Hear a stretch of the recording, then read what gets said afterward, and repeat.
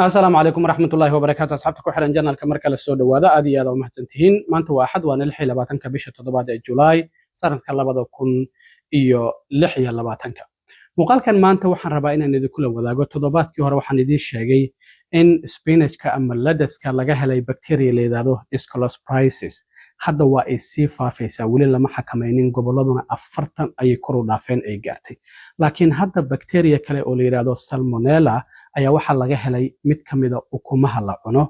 gobolkee laga helay imisa kiis ayaa ilaa ay hadda la helay imisa qof ayaa isbitaal loo dhigay maxaa lagu la talinayaa hadii gurigaaga ay yaalaan ukumahaasina sidoo kale waan idin la wadaagaya dawladda Iran afayeen u hadlay ciidamada ilaalada kacaanka ayaa waxa uu shalay TV Iran u sheegay qasaaraha Mareykanka gaaray midka hantiyeed iyo midka nafeedba in uu ka badan yahay inta Mareykanku uu sheeganayo haddaba imisa diyaaradood ayay burburiyeen imisa ciidamada ayuuna leeyahay Mareykanka waa ay ka dileen sidoo kalena waan idin la wadaagaya balse marka hore soo dhawaada haddii aan ku bilaabo waxa haddana virus halis ah oo bacteria la yiraahdo salmonella laga helay ukumaha la cuno toddobaadkii hore waxaan idin sheegay in spinachka ama lettuce-ka oo hadda markii dambe la ogaaday shirkad Mexico ku taalo oo Tyler Farms la yiraahdo lettuce-ka ay soo saarto gobolada Mareykanka qaarkood ay gaarsiisay in laga helay bacteriyada in wali aan la xakamaynin kiisaska la helayna ay sii badanayaan gobolada uu ku faafayana ay sii badanayaan oo 40 gobol ay hadda kor u dhaafeen haddana mar kale waxa soo baxday bacteriyadan la yiraahdo salmonella oo laga helay mid kamid ah ukumaha la cuno waxaana la helay ilaa iyo 26 qofna ilaa hadda isbitaal ayaa loo dhigay marka waxa dib loo celiyay oo iskafaalooyinka ama shelfiska dukaamada cuntooyinka lagu iibiyo laga dajiyay ilaa iyo 19 milyan oo ukun ah waxaana inta badan noocan hadda bacteriyada laga helay laga iibiyay ilaa iyo 6 gobol laakiin gobollo kalena waa ay ku faaftay marka bacteriyadan salmonella waa bacteria halisa qofka waxa ay ku ridaysaa shuban matag iyo waliba qandho aad u daran sidaas darteed marka dadka waxa looga digayaa hadii gurigaada ay ukumahan ku yaalaan noocan aan ku sheegi doono oo waliba date-ka ama taariikhdaasi leh inaad iska tuurto oo aadan cunin hadii xanuunkaasi aad isku aragtayna inaad sida ugu dhaqsiyaha badan aad dhakhtar la xiriirto marka hay'adda la socoto cuntooyinka wadanka soo galaya ee ka baxaya iyo waliba daawooyinka ayaa hadda waxa ay leedahay ku dhawaad 100 kiis ayaa la helay waxaana ugu badan gobolka Texas ay ku taalo shirkadda xanaanaysa ama kambaniga xanaaneeya digaagan ukuntan dhalay waxaana in kambanigaasi magaciisa la yiraahdaa Midwest Poultry Services of North Manchester ayuu ku yaala marka waxa hadda isbitaal loo dhigay 26 qofood isla markaana kiisaskan markii dabagal lagu sameeyay waxa hay'adda FDA ay xakameysay cudurrada ay ogaatay dadka laga helay bacteriyadan in ukuntaasi ay cuneen marka waxa la leeyahay in dadku ay soo report gareeyaan bacteriyadan waxay soo bilaabatay November 22keedii sanadkii 2025 ilaa iyo June bishii 6 ee la soo dhaafay 30keedii 2026 ayay socotay marka FDA waxay leedahay marka dabagal ayaan ku sameeynay waxaan ogaaday dadka ka cabanaya aan ogaanay in ay ukumahan ay cunaan qof ilaa ay hadda u dhintay oo la soo sheegay ma jiro laakiin 26 qof ayaa isbitaal loo dhigay marka kambaniga la yiraahdo Midwest Poultry Services of Manchester arbacadii waxa ay sheegeen inay si mutadawacnimo ah ay dib u celiyeen 19 milyan oo ukun ah ukuntu marka waa ay kala duwan tahay marka dhinaca qolofka ukunta la eego waa ay kala duwan tahay marka ukunta qolofka cad la waayo ukuma qaar qolofkooda oo brown yahay ayaa jiro marka ukunta qolofka cad leh isla markaana boxiska ay ku jirto uu yahay brownka ayaa waxay yihiin ukumaha bacteriyadan laga helay dukaamo kala duwan oo ilaa iyo 6 gobol ku yaala ayaana laga iibiyay marka dadka ugu badan ee hadda laga helay bacteriyadan salmonella gobolka Texas waaye maadaama ku dhawaad 80 case laga helay maadaama gobolka laga soo saaray ukuntaasi oo kambaniga soo saaray uu ku yaalo gobolkaas sidaas ayaa kiisaska ugu badan laga helay baaritaanka marka FDA ay sameysay waxa ay ku ogaatay in dadka gabi ahaanba ku xanuunsaday ama xanuunkan bacteriyadan uu ku dhacay salmonella in ukuntaasi ay soo iibsadeen waqtigaasi isla markaana ay ka iibsadeen dukaamadaasi kala duwan marka waxa ay leeyihiin dadka hadii ay gurigaada ku yaalaan fadlan iska tuur ukumahaasi hana cunin amaba dukaankii aad ka soo gadatay dib ugu celi marka ukumahan waxa ay leeyihiin taariikh markasta wax kasta taariikh uu soo baxay taariikh uu dhacayo ayaa ku qoran inta badan taariikhda uu dhacayo ayaa ku qoran marka ukumaha marka waxa aad ku ogaan kartaa ukuntan waxa la soo saaray ukumahan ilaa iyo June 6deedii ilaa iyo July 3deedii taariikhda marka ay iibinta ku qoran waxa ay tahay oo xilliga la iibiyay in July 20keeda ay raada ilaa iyo bisha August ee soo socoto 17deeda in ay dhacayaan ayaa ku qoran marka haddii aad taariikhdaasi aragto fadlan ha isku gadanin ukumahaasi haddii ay gurigaada ku yaalaan sidoo kalena waa in aad iska tuurtaa marka liiska hadda productyada ay saameysay bakteeriyadan waxa kamid ah kartoonka ukumahaasi qolofka cadle ay ku jiraan waxa aad ku aqoonsan kartaa nambaradan soo socda shaashadana waan idiin soo saarayaa koodka ku qoran marka wuxuu yahay B-19 konton amaba eber 8 40 96 labo ayaa ku sawiran boxiska ukumahaasi qolofka cad leh ay ku jiraan waxaana sidoo kale ku jirta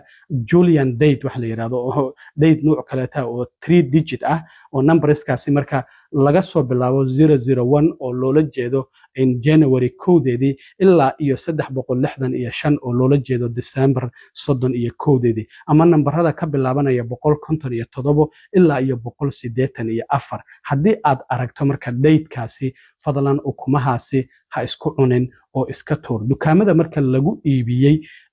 haddii aad dukaamadan ka soo adeegato goboladan aad ku nooshahay ka digtoonaaw dukaanka la yiraahdo Kroger waa dukaan aad u weyn isla markaana cuntada noocyada kala duwan lagu iibiyo marka dukaankaasi gaar ahaan gobolada kala ah Texas Louisiana waa dukaankaasi Kroger haddii ukuntaasi aad ka iibsatay qolofka cadle datekaasina la fadlan ha isku cunin sidoo kalena waxa jirta dukaamada kale oo la yiraahdo Brookshire Grocery oo iyaguna ku yaala Arkansas Louisiana Mississippi New Mexico Oklahoma Texas iyagana sidoo kalena waa lagu iibiyay dukaamo yaryarna waa ay jiraan sidoo kale oo hay'adda FDA ay leedahay waa lagu iibiyay marka dukaanka Kroger ukumaha nooca waaweyn ayuu iibiyaa oo kartoonka waaweyn ku jirta oo 12 xabo 18 xabo ilaa iyo 60 xabo ay ku jiraan sidoo kalena waxaa jirta mid kale oo isaguna medium brown ah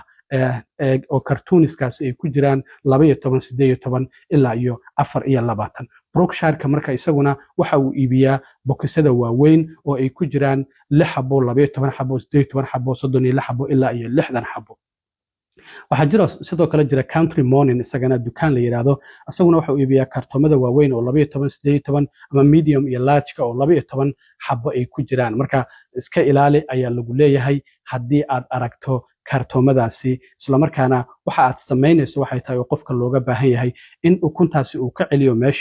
meeshii uu ka soo gatay lacagtiina sidoo kale dib ayaa loogu soo celinaya marka waxa gobolada hadda ku dhawaad 100 kiis oo 98 kiis laga helay waxa ay kala yihiin bakteeriyadan salmonella oo ukuntaasi laga qaadayo Arizona California Colorado Georgia Illinois Louisiana Michigan Missouri Mississippi North Carolina New Mexico Nevada New York Oklahoma South Carolina Texas West Virginia sida FDA-da ay sheegtay marka bakteeriyadaasi waa khatar waxaana sidoo kale jirta in bakteeriyadan dad ka badan 1.3 milyan Mareykanka sanad kasta ay ku xanuunsadaan marka sida wasaaradda beeraha ay sheegtay marka bakteeriyadaasina ha laga digtoonaado xanuunka ay sababi kartana calaamadaheeda waxaa kamid ah qofku inuu wareer dareemo xanuun uu dareemo qandho uu dareemo shuban uu dareemo sidoo kalena mantaq uu dareemo waxaa sidoo kale in waxyaabaha calaamadaha lagu garan karo ayay kamid tahay marka dadku inay ka digtoonaadaan ayaan kula talinaya ugu dambeyntii dowladda Iiraan ayaa shalay waxa ka soo baxay war la yaab leh khasaaraha Mareykanka gaaray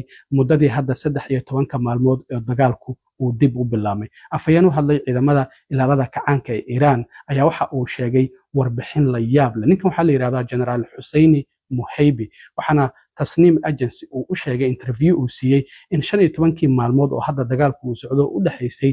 July 6deedii ilaa iyo July 22keedii in ciidamada Iiraan ay Mareykanka ka burburiyeen 11 diyaaradood oo kuwa dagaalka iyo helicopter isugu jira kuwaasi oo saldhigyo kala duwan oo Mareykanka bariga dhexe uu ku leeyahay yilay waxaana uu xaqiijiyay in duqeymaha Iiraan ay la beegsanayeen sidoo kalena 17 diyaaradood oo kuwa wax basaasa ah isla markaana sidoo kale iyo droniska iyaguna howlgallada ku jira in ay burburiyeen 8 ka midana waxa ay sheegeen diyaaradahaasi droonka kuwa cusub ayay ahaayeen. Waxay sidoo kale xaqiijiyeen diyaarad F-15 oo iyaduna ku jirtay meel diyaaradaha la dhigo, diyaarad kaloo la yiraahdo AB-8 in sidoo kalena iyo C-7 oo diyaaradaha xamuulka ah oo qaada ciidamada inay burburiyeen 8 diyaaradood oo kuwa iyaguna shidaalka diyaaradaha hawada ku siiya sidoo kalena in ay burburiyeen. Waxay sidoo kale xaqiijiyeen ciidamada ay dileen in 200 ay kor u dhaafayaan. Waxay yiraahdeen Mareykanku haddii uusan waxba qarinaynin warbaahinta waa inuu ku casuumaa halka khasaaruhu uu ka dhacay. Waxay yiraahdeen burburka halkaasi ka jira iyo 4 askari oo Mareykanku 3 Jordan ay ku dhinteen, midna diyaarad drone oo Mareykanku uu soo riday iyagoo doonaya inay tuuraan oo Ciraaq ku dhintay. Arrintaasi waxba kama jiraan. Waxay leeyihiin maxay u diidan yihiin warbaahinta inay ku casuumaan shacabka Mareykankana been ayaa loo sheegaya iyo faataadhug ayay leeyihiin. Khasaaruhu ma ahan 4 askari oo kaliya 200 ayuu ka badan yahay, dhimashada dhaawacuna intaasi waa uu ka badan yahay. Waa sida generaalkan ciidamada ilaalada kacaanka Iiraan ka tirsan oo warbaahinada gudaha sida kuwa Tasnim Agency uu u sheegay. Marka dhinaca Mareykankuna ma uusan qiran. Hadda madaxweyne Trump waxa la leeyahay 2 maalmood oo la soo dhaafay waxa uu kulan la lahaa taliyaashiisa qaaska ah oo dhinaca amniga qaranka, waxana uu sheegay toddobaadka soo socda in weerar xoogan oo horay loo arkin uu doonayo inuu Iiraan ku qaado. Dhinaca kalena waxaan ognahay Xuutiyiinta iyo Sacuudiga iyo Baabilmandab arrinta ka taagan oo maraakiibta ay bilaabeen inay weeraraan, oo haddii marinkaasina uu xirmo Hormuzna uu xiran yahay ay tahay caalamkii oo idil in cunaqabatayn uu ku jiro. Arrintaasina waa arrin kale oo iyaduna soo korotay. Marka aad iyo aad u mahadsantihiin asxaabta, intaan mar kale kulmi doono. Waa saaxiibkiin Cilmi Waaro idinla sida iyo nabadgelyo.